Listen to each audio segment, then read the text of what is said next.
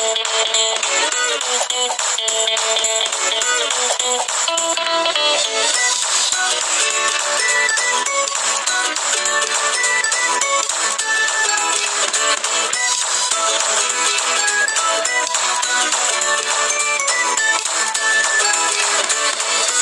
वालेकुम and welcome back to my YouTube channel. तो आज दोस्तों मैंने चूज़ किया मैकेनिक्स का topic. I solve one full paper of May June 18। So let's start without wasting any time. हमारा question number 1 है। I read the question for you. A man has mass 80 kg। Mass कितना है उसका? 80 kilo. And he runs along a horizontal road. Horizontal road है तो मतलब change in potential energy would be zero. इसे cross कर देते हैं। अच्छा जी, आगे क्या कह रहा है? The total work done by the man in increasing his speed is 4 to 5.5 metres per second. Okay, so उसका वर्क डन कितना है? Work done by him is 1200 joule. जो सारी इंफॉर्मेशन है ना क्वेश्चन में वो मैंने एक साइड पे लिख ली है। And he saying to find P, and P is the resistance force. Basically this question is from energy power and work done वाले चैप्टर से, जो हमारा लास्ट है, मैकेनिक्स का लास्ट टॉपिक है। सो इसे करने के लिए एक ही फार्मूला, सारे क्वेश्चंस में बेसिकली एक ही फार्मूला यूज होता है, and that is change in kinetic energy plus change in potential energy is equal to work done by driving force minus work done by resistance force. Now since it's an horizontal surface, तो potential energy तो हमारे पास वैसे ही zero है। Kinetic energy find करने के लिए 1/2 into M is 80 kilo and 5.5 का स्क्वायर माइनस 4 का square plus 0 is equal to work done by the driving force हमारे पास कितनी थी? 1200 joules minus resistance force. Work done का फार्मूला क्या होता है? Force into distance. फोर्स हमारे पास पी है, distance is 60 meters. So we'll solve this whole equation.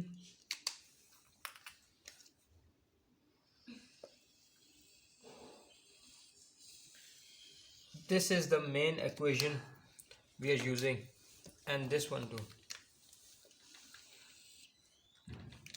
So using this we get 570 Newton here plus 0 is equal to 1200 joule minus 60 P. So solving this would give us P is equal to 10.5 Newton. So our first question is solved. So time for question number 2.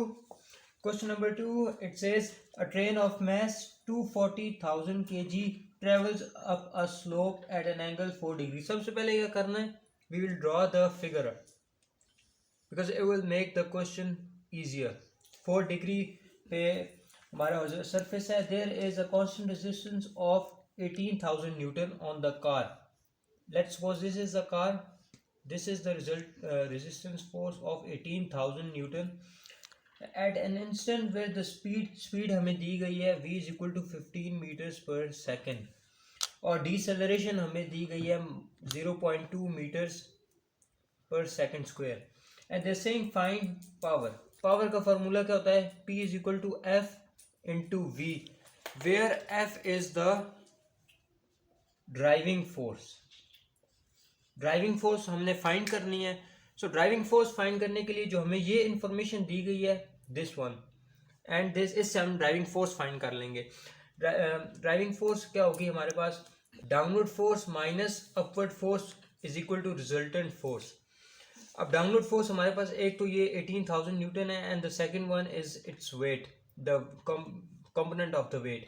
So 18,000 plus M G sine theta.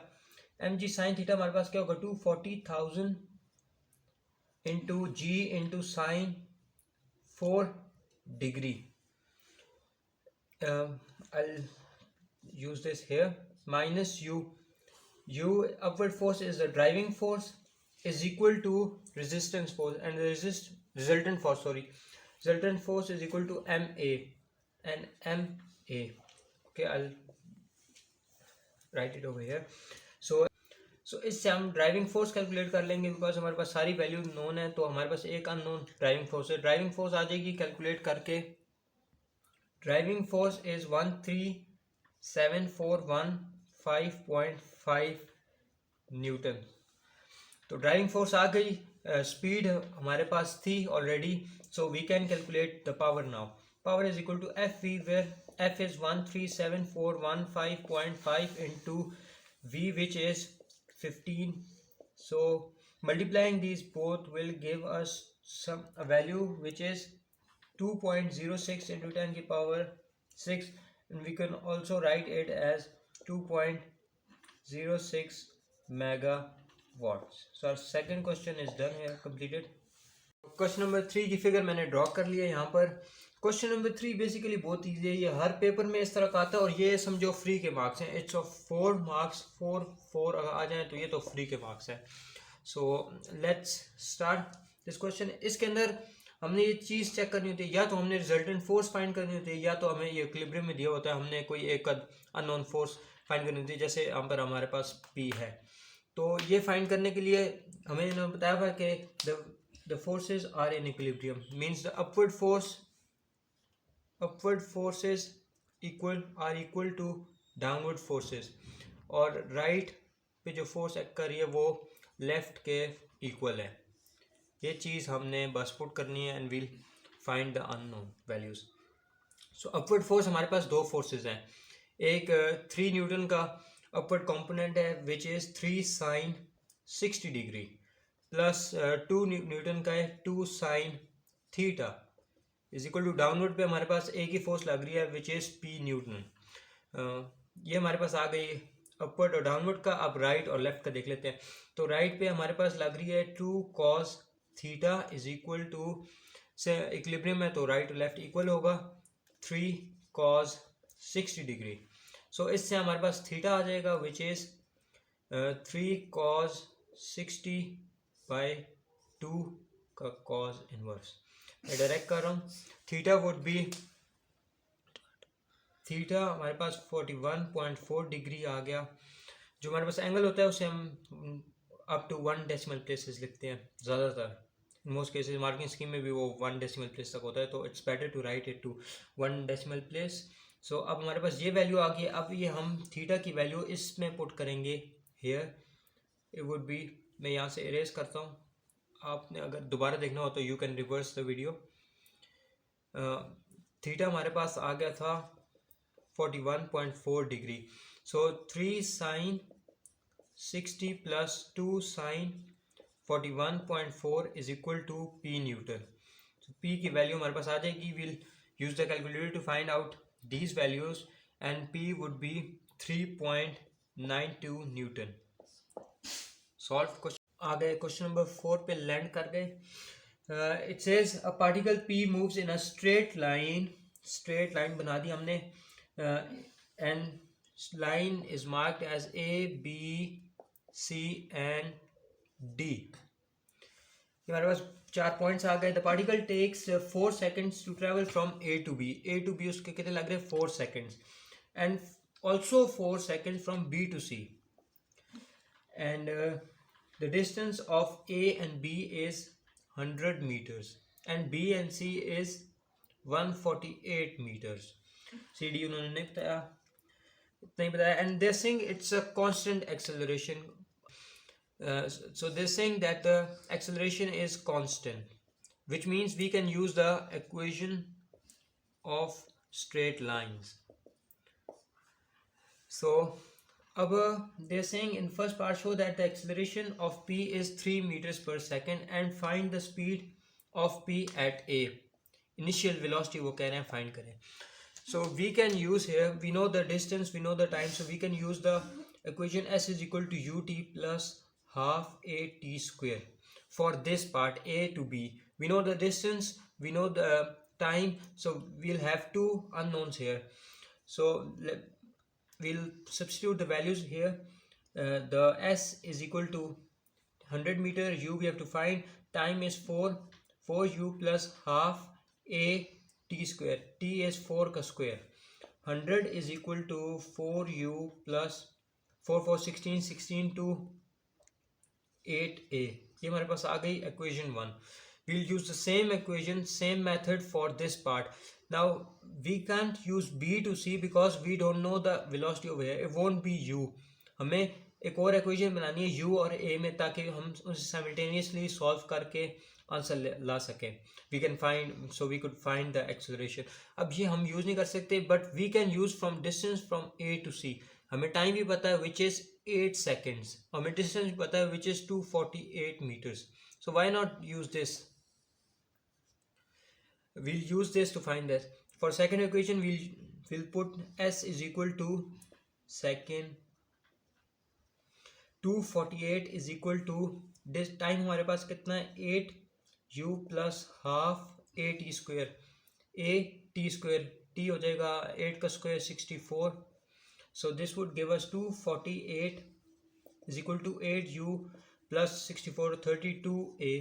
ये हमारे पास आ गई equation number 2. So we'll simultaneously solve these both equations. 8u plus 32a is equal to 100 and 248 and 4u plus what is it? 8a is equal to 100. We'll solve these. Solving these would give us a is equal to 3 meters per second square, and we'll substitute this value in any one of this equation to get the u, and u would be 19 meters per second. Okay, so हम आगे हैं b part पे अपने.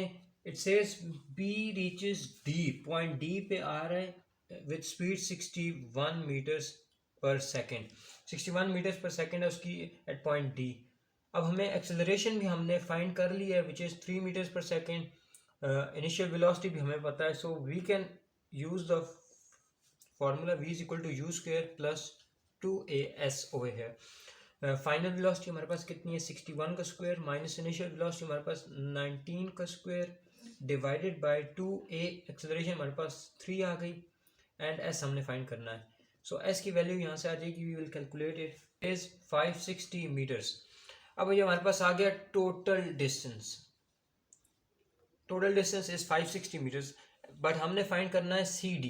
We have to find C D. हमें ये पता है ना ए सी विच इज 248. तो सिंपली 560 में से 248 माइनस कर देंगे, हमारे पास 312 मीटर्स आ जाएगा which is C D. Time for question number 5. Question number 5 में वो कह रहा है, ये मेरा फेवरेट क्वेश्चन है सारे मैकेनिक्स में, सारे उसमें सब मेरा फेवरेट टॉपिक है. It says a particle of mass 20 kg is on a rough plane. सबसे पहले मैंने क्या कहा था, फिगर बनाएंगे हम लोग. रफ प्लेन पे एंगल कितना है 60 डिग्री. ब्लॉक पड़ा हुआ है ऑफ 20 kg. ब्लॉक पड़ा हुआ है हमारे पास 20 kg का, ऑन अ रफ है. रफ है तो मतलब यहाँ पर फ्रिक्शनल फोर्स भी एक्ट करेगी, तो उसे भी हमने अपने जहन में रखना होगा.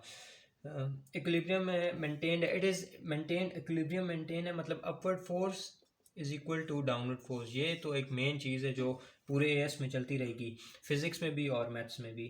सो equilibrium is maintained in a direction parallel by a force P. Equilibrium is maintained by a force P newton which is parallel to the line of greatest slope of the plane. मतलब plane के parallel में है, और कुछ कहानी नहीं है इसके अंदर. The greatest possible value of p is twice the least possible value of p. Find the value of. अब देखें इस हमारे पास दो केस बनेंगे. थोड़ा ऊपर करके लिख लेता हूँ, क्वेश्चन थोड़ा बड़ा है. Case 1 and case 2. अब इन दोनों केसेस में दो फोर्सेस, एक इसका डाउनवर्ड कंपोनेंट ऑफ वेट और p न्यूटन, वो तो सेम है. जो एक चीज़ वेरी कर रही है वो फ्रिक्शनल फोर्स है, और फ्रिक्शनल फोर्स की डायरेक्शन है. लेट्स सपोज अगर ये p न्यूटन हमारे वेट से कम है, तो फिर क्या होगा, frictional force will act in upward direction. But if this p is greater than the downward component of weight, तो फिर फ्रिक्शनल फोर्स कहाँ एक्ट करेगी, इस तरफ. मतलब हमारे पास दो केस है, एक में फ्रिक्शनल फोर्स अपवर्ड एक्ट करेगी और एक में फ्रिक्शनल फोर्स डाउनवर्ड एक्ट करेगी. सो इन दो केसेस को सॉल्व करेंगे, and they are saying that the greatest possible value of p is twice the least possible value of p. तो हम पहले p की वैल्यूज देख लेते हैं, फिर उसके बाद आगे करते हैं. सो केस 1 में हम इस फोर्स को अपवर्ड पुट करते हैं, अपवर्ड डायरेक्शन में एक्ट कर रही है फ्रिक्शनल फोर्स. सो इसमें हमारे पास हो जाएगा P Newton plus frictional force की जगह ब्रैकेट में हम म्यू आर लिख लेते हैं is equal to downward component कितना होगा M G sine theta, M हमारे पास 20 है, साइन थीटा आ गया हमारे पास 60 degree. So P plus coefficient आगे, कोफिशिएंट ही हमने फाइंड करना है, ये मेन चीज़ है जो हमने पूरे क्वेश्चन में फाइंड करनी है। म्यू आर, आर हमारे पास क्या होगा 20 एम जी कॉस थीटा होता है, M G cos theta, R is equal to M G cos theta, ये भी एक। So mu R M G cos theta, theta is sine cos theta, M G cos theta cos 60 degree is equal to, इसे हम calculate कर लेते हैं और ये हमारे पास आ जाएगा। Calculating this would give us 173.2 Newton. So P हमारे पास आ गया प्लस म्यू आर, ये हमारे पास कितना हो जाएगा 200 कॉस 60 हमारे पास 0.5 होता है। So this is 100 mu is equal to 173.2 newton. एक हमारे पास ये बन गया इक्वेशन। अब आ जाते हैं केस 2 पे। केस 2 क्या कहता है, उसके अंदर हम क्या करेंगे, बस इस फ्रिक्शनल फोर्स की डायरेक्शन चेंज कर देंगे। इसके अंदर हम P newton is equal to downward जो फोर्स लग रही है उसके अंदर फ्रिक्शनल फोर्स ऐड कर देंगे। डाउनवर्ड कंपोनेंट वही रहेगा, एम जी साइन थीटा रहेगा, प्लस फ्रिक्शनल फोर्स हमारे पास क्या लग रही थी, it was mu R and mu R was 100 mu, हमने इधर कैलकुलेट कर लिया था। P आ जाएगा हमारे पास 173.2 न्यूटन प्लस 100 म्यू। सो किस केस में P ग्रेटर है, ऑब्वियसली यहाँ पर तो P में से 173.2 माइनस 100 म्यू हो रहा है, यहाँ पर प्लस हो रहा है, तो ऑब्वियसली यहाँ पर ये इसकी ग्रेटर वैल्यू है, ये ग्रेटर वैल्यू है और ये स्मॉलर वैल्यू है। तो क्या कह रहा है, the greatest possible value is twice the smallest possible value, मतलब 173, ये केस यहीं तक चला था, बस आगे इसका फैसला हो चुका था। 173.2 plus 100 mu is twice the least possible value 173 minus 100 mu. So 173.2 plus 100 mu is equal to 346.4 minus 200 mu. अब इस म्यू वाले वैल्यू को हम इस तरफ ले आते हैं तो ये हो जाएगा 300 म्यू और इससे माइनस करके हमारे पास 173.2 आ जाएगा। तो यहाँ से हमारे पास कोफिशिएंट की वैल्यू आ गई which is 173.2 over 300 is equal to which is 0.577। Answer आ गया, वाओ, दैट्स इट। सो आ गए हम अपने क्वेश्चन नंबर 6 पे, second last question of the paper. A particle P moves in a straight line passing through a point O. At time t seconds, the acceleration हमें दी हुई है, A is equal to 6 minus 0.24 t, ये हमारे पास दी हुई acceleration की equation. The particle comes to instantaneous rest at t, rest पे है तो मतलब वेलोसिटी क्या है, जीरो है। रेस्ट पे जब चीज़ होती है तो वेलोसिटी क्या होती है, जीरो होती है। तो हमारे पास पहले पार्ट में वो कह रहे हैं find the value of t at which the particle is again at instantaneous rest, दोबारा रेस्ट पे वो आएगा। हमारे पास मतलब एक इक्वेशन होनी चाहिए जिसके अंदर हमारे पास v t के टर्म्स में v की इक्वेशन होनी चाहिए, तभी हमें पता चल सकेगा कि कब किस टाइम पे वो रेस्ट पे।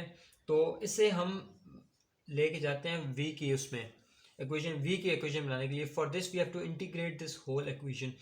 सो इंटीग्रेशन तो आती होगी इस मैथ्स में, इंटीग्रेशन और डिफरेंशिएशन तो आनी चाहिए, P1 का तो मेन टॉपिक है। चलो छोड़ो उस बात को। v इज इक्वल टू हमारे पास आ जाएगा, integrating this would give us 6t minus 0.24, t के अंदर 1 है तो 1 प्लस 1 2 हो जाएगा and that exponent will also divide over here plus c, ये मेन चीज़ है, ये नहीं भूलना। 6t minus 0.12t square plus c is equal to v। अब उन्होंने हमें बताया हुआ है कि v is 0 at time 20 seconds, v is 0 at time 20 seconds, v is 0 at time 20 seconds, 20 का स्क्वायर हो गया प्लस c, यहाँ से हमारे पास आ जाएगी सी की वैल्यू। तो जल्दी जल्दी साइंटिफिक कैलकुलेटर पे डाल के इसकी वैल्यू निकालते हैं एंड इसकी वैल्यू होगी -72 इसकी वैल्यू है। So we will put this, substitute this value over here. It would give us 6t minus 0.12 t का स्क्वायर माइनस 72। ये आ गई हमारे पास मेन इक्वेशन। सो हमने फाइंड करना है कि वेलोसिटी कब दोबारा किस टाइम पे दोबारा ज़ीरो होगी। सो ये हमारे पास मेन इक्वेशन आ गई -0.12 t का square plus 6t -72 is equal to velocity zero हम पुट कर लेते हैं। सो साइन हम चेंज कर लेते हैं, पूरे उसके साथ सारी इक्वेशन को माइनस से मल्टीप्लाई करें तो हमारे पास आ जाएगा 0.12 T square minus 6t plus 72। यहाँ पर लगाएं आप सबसे आसान -b plus minus b square minus 4ac divided by 2a का फार्मूला लगाएं तो हमारे पास टाइम की दो वैल्यूज आ जाएंगी। सो जल्दी जल्दी कैलकुलेटर में डायरेक्ट ये फुल इक्वेशन पुट करें, हमारे पास दो आंसर आ जाएंगे एंड दो आंसर हैं। एक तो हमारे पास 20 था, ऑब्वियसली हमारे पास हमने क्वेश्चन में उन्हें बताया गया था। तो दूसरा टाइम हमारे पास आ जाएगा 30 सेकेंड्स। ये आगे हमारे पास हमारा मेन आंसर फर्स्ट पार्ट का। बॉस हम आ गए अपने सेकंड पार्ट पे। सेकंड पार्ट कह रहा है find the distance the particle travels between the time of instantaneous rest. Between the times of instantaneous मतलब 20 से 30 के दरमियान। ये बहुत आसान है डिस्प्लेसमेंट का, इसे हम फर्दर ले जाएंगे इंटीग्रेट करके एस के उसमें। सो ये हमारे पास आ जाएगा CT+1 2। आई एम अज्यूमिंग कि आपको इंटीग्रेशन और डिफ्रेंसिएशन खैर इसमें नहीं है, लेकिन इंटीग्रेशन आपको आती है बाय 3 आ जाएगा -72t। ये हमारे पास आ गई इसकी इक्वेशन डिस्प्लेसमेंट की। सही है। सो अब सिंपली इसके अंदर हमने क्या करना है, एक बार इसके अंदर हमने 30 की वैल्यू पुट करनी है जो हमारे पास आंसर आएगा, और एक बार हमने पुट करनी है वैल्यू 20 की जो हमारे पास आंसर आएगा। So we will minus subtract both values to get our main answer. Simply क्या करना है, बस 20 की वैल्यू इसके टी के अंदर पुट करना है। मैं इसलिए नहीं कर रहा हूँ क्योंकि टाइम बहुत ज़्यादा लगेगा, वीडियो बहुत ही लंबी हो जाएगी। सो इसलिए ये 20 की बस वैल्यूज यहाँ पर सब्स्टिट्यूट करनी है, डिस्प्लेसमेंट फाइंड करना है, हमारे पास आ गया। फिर 30 की पहले पुट की, फिर 20 की, फिर 30 वाली वैल्यू में से 20 की माइनस की तो हमारे पास मेन आंसर आ जाएगा। मेन आंसर कैलकुलेटर यूज़ करें, बस सिंपल है ये। और सो फाइनली हम अपने लास्ट क्वेश्चन पे आ गए विच इज़ क्वेश्चन नंबर 7। मैंने फिगर आपके लिए ड्रॉ कर लिए जो क्वेश्चन में। तो क्वेश्चन में इतनी ज़्यादा लाइंस लिखी हुई है, पता नहीं क्या लिखा हुआ है उसके अंदर, कोई नहीं, वो सारा कुछ तो हमें फिगर से देख के समझ आ जाएगा। This is inclined at 30 degree. यहाँ पर हमारे पास ये बेसिकली हमारे पास आता है कनेक्टेड पार्टिकल वाले चैप्टर से, और इसका एक क्वेश्चन तो बिल्कुल मस्ट है, इसलिए ये अपना अच्छी तरह प्रिपेयर करें। इसके मार्क्स भी 7 से 10 तक होते हैं। पहला पार्ट है, हमें कह रहे हैं given that both planes are smooth. जो इसके अंदर हमने चीज़ देखनी है यही कि ये स्मूथ है या रफ है, ये चीज़ हमें देखनी होगी कि बिकॉज ये हमें बताएगी कि फ्रिक्शनल फोर्स ऐड करना है या नहीं करना। पहले पार्ट में वो कह रहे हैं it is the planes are smooth so there is no need of frictional force here. इसे हम क्रॉस कर देते हैं। सो दे सेइंग फाइंड इस कनेक्टेड पार्टिकल का जो क्वेश्चन आता है उसके अंदर हमें एक्सेलरेशन, टेंशन, यही चीज़ें फाइंड करनी होती है। और ये since this both are connected so they will act as a single body. इसकी जो एक्सेलरेशन होगी वही इसकी भी एक्सेलरेशन होगी। सो स्टार्ट करते हैं। यहाँ पर आप देखें the downward force, only force acting here is the weight component of this mass, only force, there is no frictional force, there is no any additional force acting on each of this particles.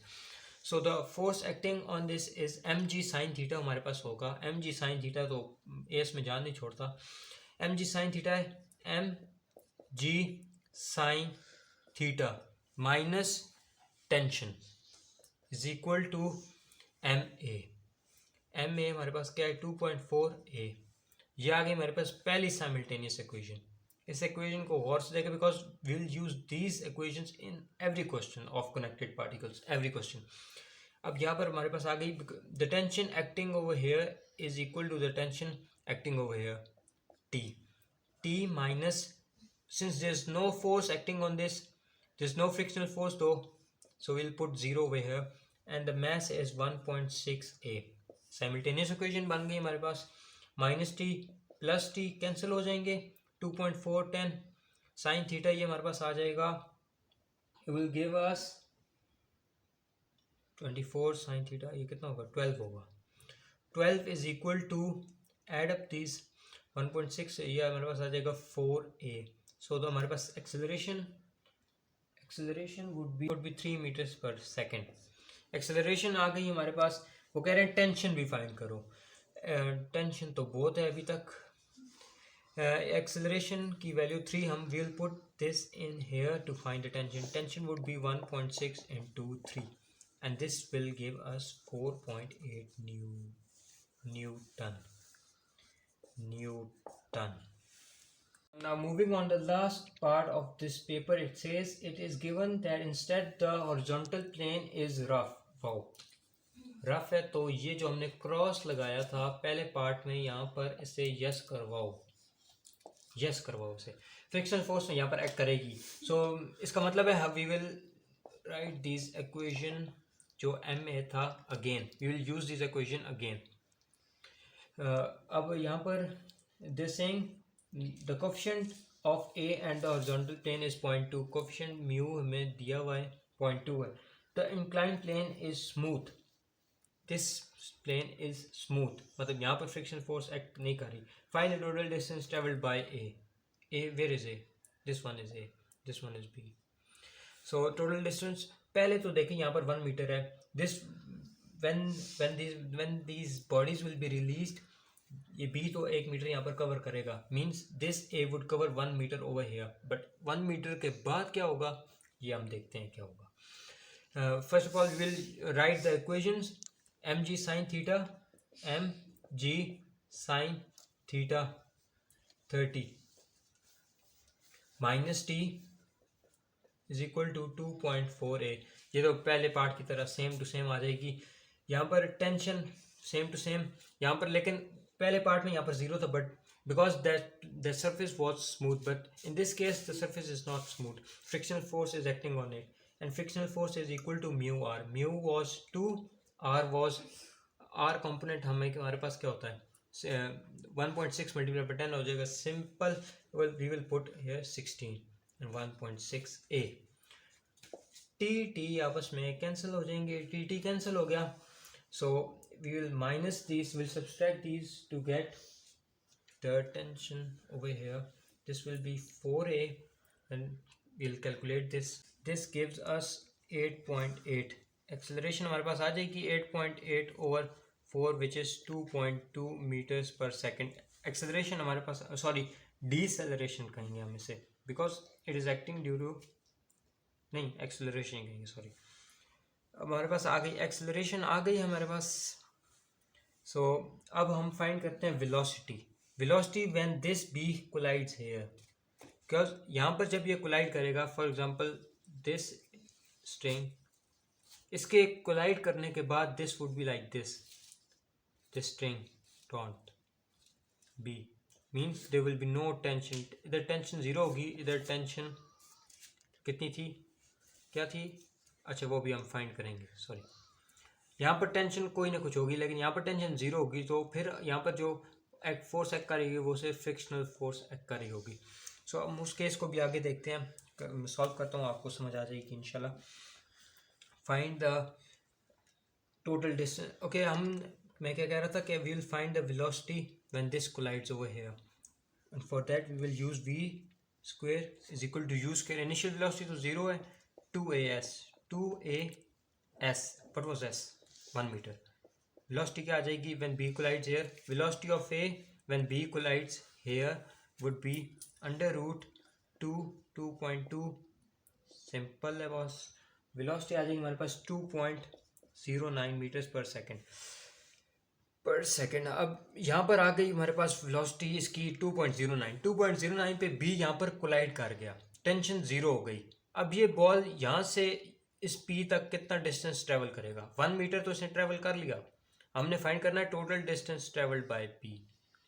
1 metre इसने travel कर लिया, 2.9 metre इसकी velocity है, यहाँ पर इसके ऊपर friction act कर रही है। P से पहुंचने से पहले पहले उसने कितना डिस्टेंस कवर किया, we will find that now. अब now we know the velocity, मतलब जब यहाँ पर P से पहले जहाँ पर भी वो स्टॉप करेगा उसकी फाइनल वेलोसिटी क्या हो जाएगी, 0 हो जाएगी। सो 0 minus, sorry, I'll write the equation first. V square is equal to u square plus 2as. We will use this equation again. Equation of straight line का इस्तेमाल जितना आपको जल्दी आएगा उतना आपके लिए आसान होगा इस तरह के क्वेश्चन सॉल्व करना। Final velocity here would be 0, initial velocity 2.09 का square divided by 2as. What is a over here? A over s. Now we don't know the acceleration. Now ये acceleration थी हमारे पास when both were acting, when on both, ये acceleration कर रही थी when both were moving। अब acceleration हमने find करनी है when only A is moving। A पे कौन सी resultant force क्या थी हमारे पास, frictional force। frictional force is equal to ma वाला formula हम लगाएंगे, we will find acceleration। Force was, how much was the force? It was 3.2 Newton, mass was 1.6 and deceleration was 2 meters per second square। ये हमारे पास आ गई यहाँ पर deceleration, we will substitute this value over here, -2। तो s हमारे पास आ जाएगा इधर, it will be, this s is 1.1 meters। 1 metre उसने पहले ट्रेवल किया, 1.1 मीटर उसने रेस्ट पे आने से पहले पहले ट्रेवल किया। सो टोटल डिस्टेंस हमारे पास आ गया, total distance ts is equal to 1 plus 1.1 which is 2.1 metres. अब मैं क्वेश्चन दोबारा एक बार आपको समझा देता हूँ। एक्सेलरेशन फाइंड की with which both were moving before this colliding with this, 2.2 थी। फिर हमने ए की, इसके कोलाइड होने से पहले पहले जो ए की वेलोसिटी थी जब ये यहाँ पर पहुँचा, ए की जो वेलोसिटी थी वो हमने फाइंड कर ली विच इज़ 2.09 मीटर पर सेकेंड। ए की वेलोसिटी हमारे पास आ गई। अब ये जब यहाँ पर कोलाइड कर गया, मतलब ये तो रेस्ट पे आ गया, तो अब ये सिर्फ ए मूव कर रहा है। अब ए भी हॉरिजॉन्टल सरफेस पे, मतलब एक टाइम आएगा जब वो स्टॉप कर जाएगा। हमें उन्होंने क्वेश्चन में बताया हुआ है that A does not reaches P, मतलब पी से पहले पहले ही ए कहीं रुक जाएगा। इसके लिए हमें यहाँ पर वेलोसिटी फाइंड करनी थी जो हमने फाइंड कर ली। अब हमारे पास फाइनल वेलोसिटी 0 हो गई, इनिशियल वेलोसिटी हमें पता है, तो we can use this equation to find S, but for that we have to find a also। So for a we will use this equation, force is equal to ma, to find the deceleration of a while moving here after the collision of b with this wall। So 3.2 Newton was the frictional force acting on it. We got this 3.2 Newton by this formula, force is equal to frictional force is equal to mu r। From that we found this 3.2 newton. अब force is equal to M A use करके हमने acceleration find कर ली which was -2 metre पर second square. 3.2 को इसके math से divide किया, सॉरी, तो हमारे पास आ गई डीसेलरेशन। अब डीसेलरेशन जो आई वो हमने यहाँ पुट की तो हमारे पास एस आ गया। अब एस आ गया हमारे पास ये 1.1 metres, 1.1 metre plus 1 metre gives us this. So हमारा पेपर सॉल्व हो गया। Thank you. ओह, ये तो काम ही नहीं कर रहा। Thank you so much. और यहाँ तक अगर देख ही ली है तो सब्सक्राइब भी कर दें।